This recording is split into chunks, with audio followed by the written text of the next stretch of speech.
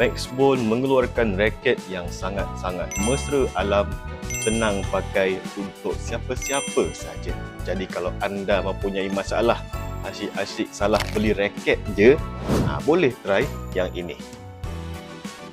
4U punya berat iaitu 82 sehingga 84 gram, balance point even balance 290, maximum tension 35 lbs, slim shaft, lubang 76 lubang.